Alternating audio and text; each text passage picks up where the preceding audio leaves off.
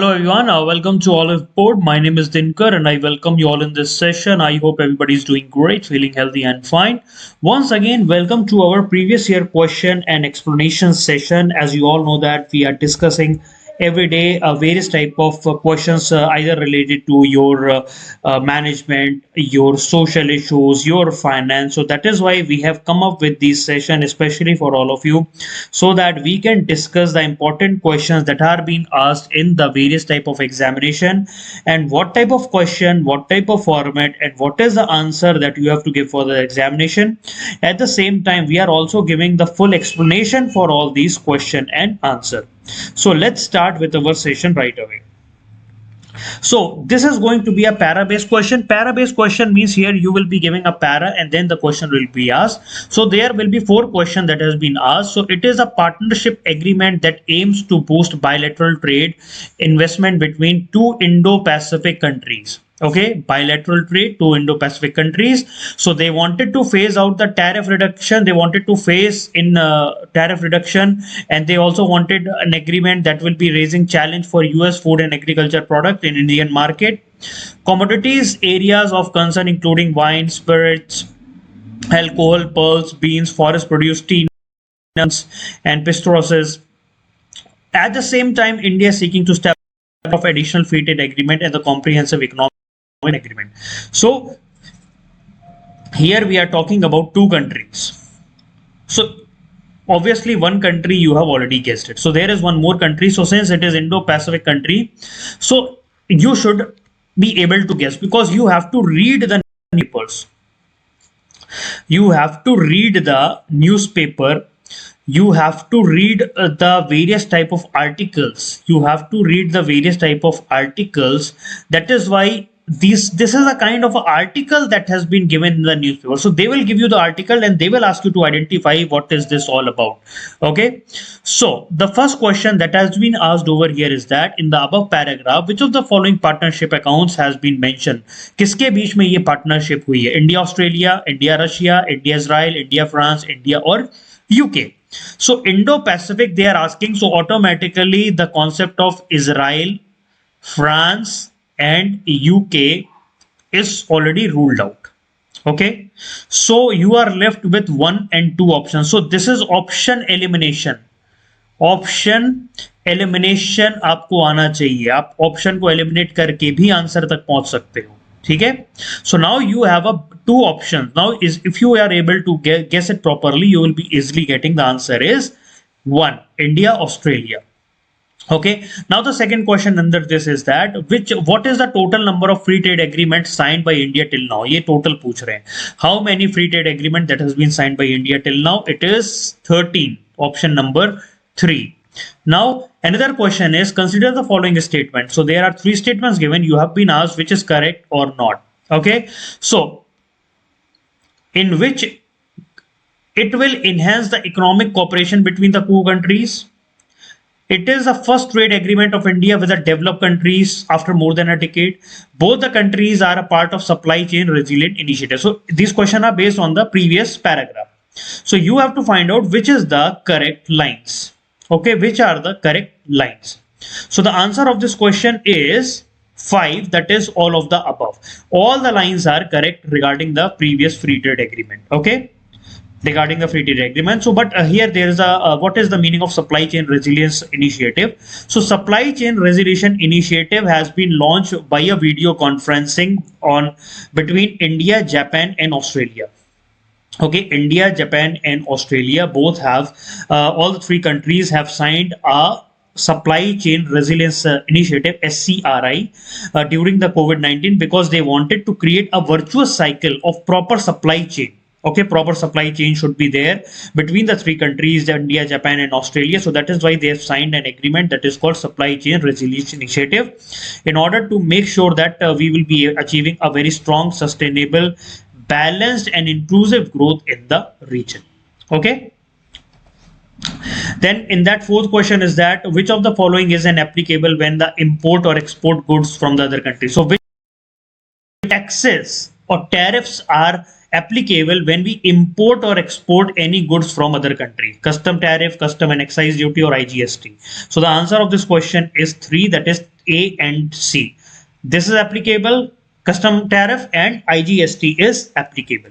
Okay, so India Australia Economic Cooperation and Trade Agreement, this has been signed in 2nd April, and it came into force like from 29 December 2022. It came into force that all the things are applicable. So obviously this is a win-win situation for both the countries, because Australia export largely a raw material. Okay, from India we normally imports the raw material, and Australia exports the raw material, and India exports the finished good to the Australia. Okay, India gets raw material, India export finished good. Okay, so this is a very good cycle for India, because if India is getting the finished good, that means India has to pay more. But India is getting the raw material, which is of a low cost, and India is exporting the finished good that is of a high cost. Okay, so India is the 5th largest economy in the world, and Australia is the 14th largest economy in the world, and the trade between each of the countries is hugely complementary. That means they are not like they are not competing with each other, but actually this is a complementary.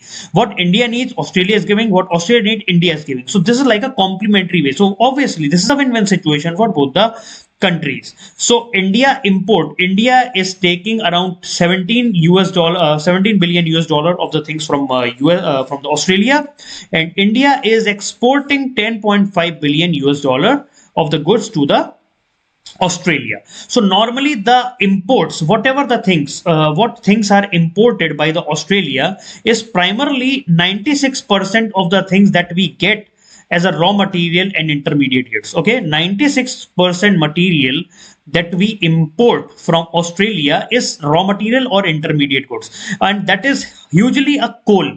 74% is coal, that is coking coal that we are getting.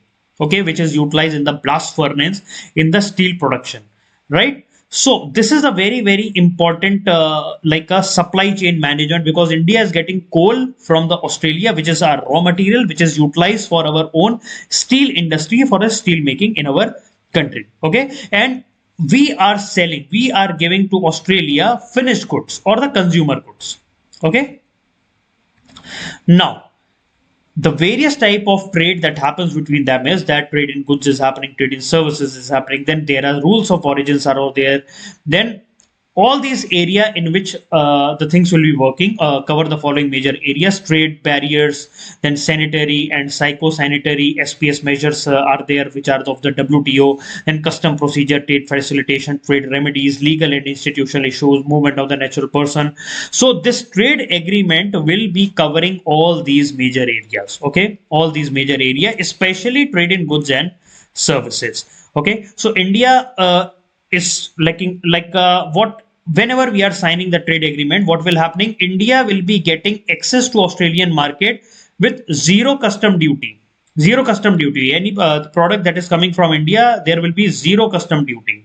Okay, and cheaper raw material, faster approval for the medicines, and whatever Australia is exporting to India, 90% of that product will be having zero duty.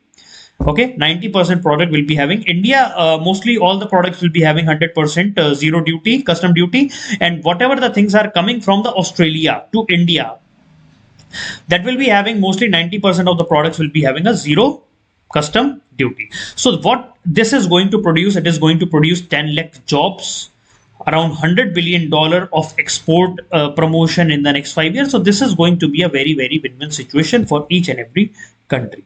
Okay. So this is the Indian-Australia Economic Cooperation Agreement in the goods: nil duty, intermediate nil duty, no duty on textile, leather, furniture. Then slowly around zero duty will be coming into the remaining 113 tariff lines. Okay, then steel, aluminium, garments. Okay, they will be also getting cheap material. No concessional to the, but there is no concession to the milk, dairy products, chickpeas, apple, white rice, and all these things. Okay, then regarding the services, people will be getting 4-year visa for 1800 chefs, yoga teacher every year. So for 4-year visa will be given for around 1800 chefs and yoga teachers, right? Then post-study work will be getting, if you are working in Australia, so you will be getting a visa for 2 to 4 years for Indian students. Okay. Then multiple entry work visa you will be getting, like for to 1,000 young students. Okay. Then what the Australia is going to benefit. So this is India's gain. What Australia is going to gain? Intermediate or nil duty on 85% of Australia export. Okay, around there will be low or very no 30.3% duty percent tariff lines in 3 to 10 years. They will be doing it slowly. They will be converting that whatever the other things are there, they will be converting to low or a very no to very low duty, and very limited quotas for orange, mandarins, almonds, and pea and cotton that will be getting. So trade in goods and trade in services, we will be getting the benefit of, because we are getting the raw material, 74% of the raw material of a coking coal that we are getting from Australia, that we'll be getting at a very low price. And then services and trade will be okay. Now the next is the para-based question. Again, 5 to 6 questions are here. So the 7th edition of Dash will be inaugurated on 25th April. The dialogue will be held in person format over the 3 days, 25 to 27th April 2022. It is the India flagship conference on geopolitics and geoeconomics held annually since 2016. Okay, it is organized by the Ministry of External Affairs in collaboration with Observer Research Foundation, ORF. So last year it was held in a virtual form because of some of the exceptional form that is happening because of the COVID-19 pandemic. So this year it is going to be held in the in-person format. So the organizers have taken all necessary measure to adhere to the COVID-19 health protocols to ensure safe conduct of the same. So this is a paragraph. Now based on the paragraph, you have to fill this value of X, not value what is coming in the X. So which of the following is true about the X? First of all, you should know what is X. So X is a quad liter meet. One of the 6 main pillars of the X is rethinking democracy, trade, tech, and ideology. President of the European Commission, Ursula von der Leyen, will join the inaugural session as a chief guest. So which of the lines are correct? A, B, B, C, A, C, only B, or all of the above? The answer is 2. B and C are correct. B and C are correct. Slowly you will be coming to know what is X over here. Okay, and the next question under this is that this year X side events will be hosted in which of the following city? X is what type of thing is that? Side events will be also happening regarding the X, Berlin, A, C, B, or C. So the answer of this question is 1, A and B. So the side event for X event will be happening in Berlin and Washington DC. Now what is coming in the place of X is Raisina dialogue. So this is all about what we have to tell is Raisina dialogue. What is this Raisina dialogue is all about? Why the name has come over here is that because Raisina dialogue comes from the word Raisina. Raisina means it is an elevation. If you go to the Rashtrapati Bhavan, there you will be seeing that it is situated on a hill. It is situated on a hill in the New Delhi. It's that the Rashtrapati Bhavan is a place that is situated on a Raisina hill. So that is why the name has been given as Raisina dialogue. Okay, so it is a seat of the government. It is a place of the president's house, and it is a seat of the power in our country. Okay, so the Raisina dialogue is especially about foreign policy conference. It is a foreign policy conference that happens every year, and the same the concept has been taken from the Shangri-La dialogue. Shangri-La dialogue, so this Shangri-La happens in Singapore, where they normally talk about the various the things that is happening throughout the country, throughout the world, and everywhere. So again, on the sidelines of Shangri-La dialogue, we have also started the Raisina dialogue. Okay, so this Raisina dialogue is it's conducted by Ministry of External Affairs and Observer Research Foundation. Okay, so the name has come from where the seat of the power is there, Raisina Hill, where the president's residence is there, right? So since its inception, The lot of people like academic people, scholar, research students, journalists, and even politicians were there who are interested in various type of fields of international relationship, geopolitics, security, nuclear issues, or Indian foreign policy. So they were all going to discuss all these things in the Rise in a Dialogue. So normally it is a good type of event, 2 3 days of an event where the various people, various comes over there and discuss their part. Okay, so here the various countries, the friends of the country of India, they bring together the friends partnership, those who are seeking like what should be the convergence, what we should do, how we are going to check like what is happening throughout the world related to any of the things. Okay, then how they are checking like is there any divergence that is happening, and we wanted to encourage the convergence. We wanted to encourage the convergence. So this is Observer Research Foundation along with Ministry of External Affairs. They inaugurate this session. They bring this session, and it has it. These sessions of Rise in a Dialogues are there since 2016. This is the first time 2016 this Rise in a Dialogue has started, and they are going to discuss a various important challenging problem that the global community is facing. And every year, the people from the politics, businessmen, civil society, they all converges at New Delhi to discuss the various opportunities and whatever the contemporary matter that is going on in the world, and to discuss those matter and how to solve those matters. Okay, so this year, so last year 2022, the theme of the Rise in a Dialogue has been given as Terra Nova.